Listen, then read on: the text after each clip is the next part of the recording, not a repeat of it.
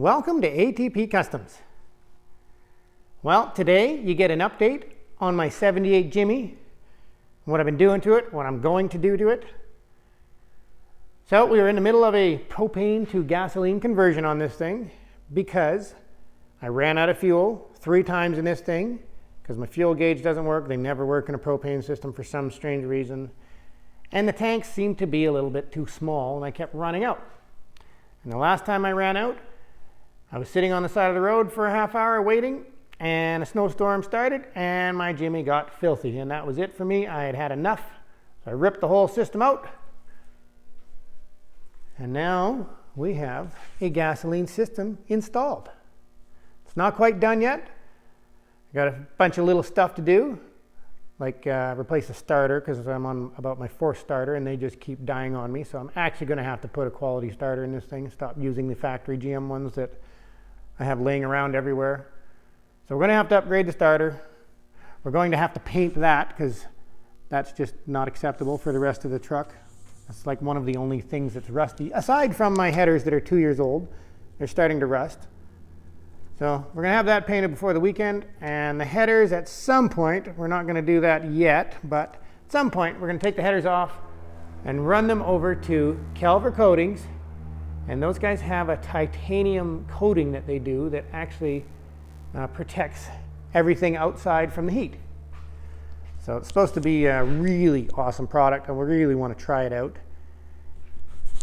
And what do we have to do? Well, rip the propane system out. And they had welded in some they welded in some brackets that were an absolute pain to get that system out. And they'd also cut out the factory cross member. So I had to go out to my Monster Blazer and torch out all the factory rivets to get that cross member out of it and install it back in this thing. And now we have a brand new fuel tank, new fuel straps. We had to build new fuel lines from the fuel tank all the way up on the inside frame rail, up to the mechanical fuel pump, which was off my Monster Blazer as well. But I know it worked, so that's why we used it. And we have a 2-inch spacer with an Edelbrock 750 carb sitting on top of it. And the reason we have a 2-inch spacer is because that carb was giving me fuel boiling issues when it was on my 347 Mustang that I wrecked out. So that spacer solved it. So we're just going to keep them as a package on this truck and see how it goes before we get into the idea of putting nitrous on this thing. We're just going to get it tuned. We'll get Doug down here he's my friend who is just an absolute tuning freak. And Doug will tune this carb and the timing up to a level that I've never seen anyone do before. He's just amazing at that. And try and get as much power out of this thing as we can. I'm very excited to see the difference between propane and gasoline, because this thing's been on propane, I'm guessing, for 20 years. I'm not quite sure. I bought it on propane, and it was built around early 2000s, like 2001 or so, and parked for a long time. It wasn't actually on the road since 2003. And yes, that was the last time that he changed the oil. So I've redone almost everything, and the other cool thing is tonight I have to stop by his house, the gentleman I bought this from. He has the factory air conditioning setup, and it's all completely chromed and polished. And I had one too, but mine is not chromed and polished. And I could not install it with the propane because all of the propane injection stuff, mixers were in the way of the actual air conditioning system. So I might have to rework the lines just to get around my air cleaner system, but that's okay, I don't mind that. So we might have air conditioning in this thing soon. Would really like that for summertime.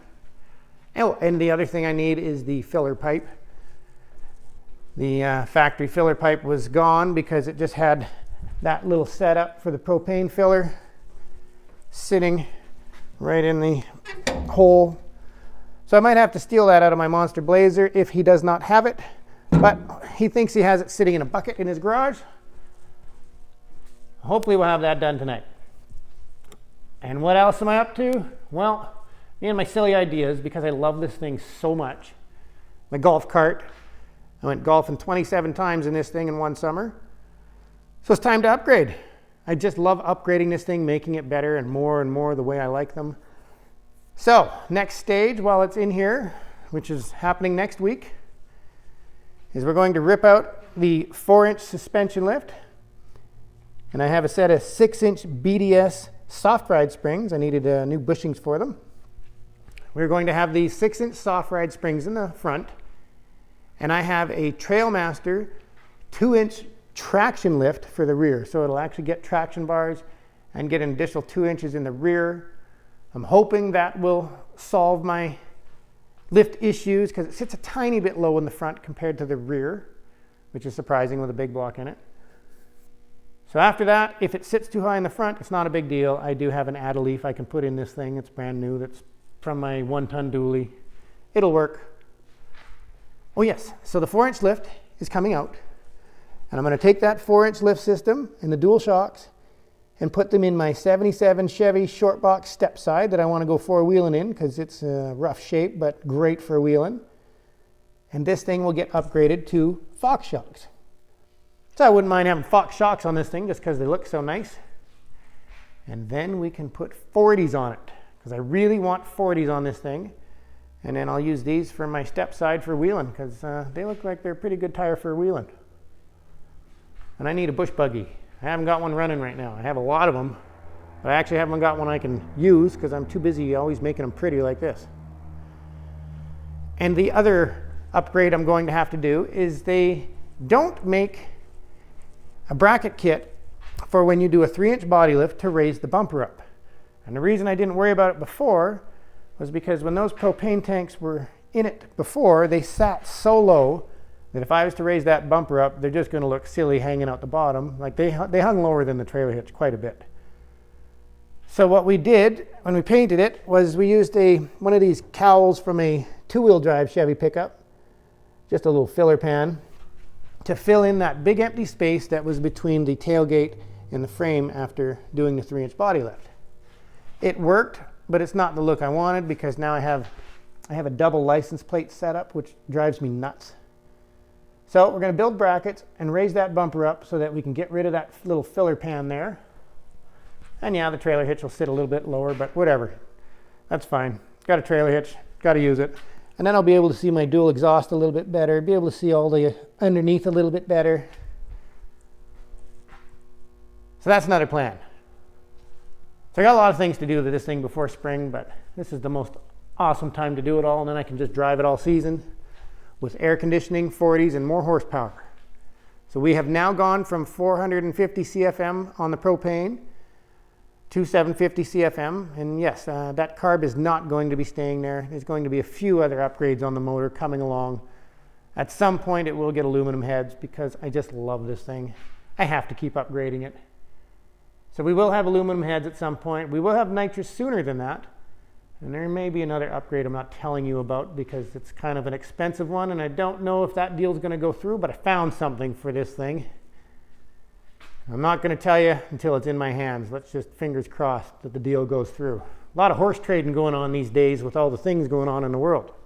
Lots of stuff laying around you can get your hands on. So, there you go. That's an update on the Jimmy this week. It actually runs. I'm very happy. And you'll soon see this thing burning out because it's got to be able to smoke the tires better than it did before. But I guess we'll see. So thank you for watching. And I hope you subscribe.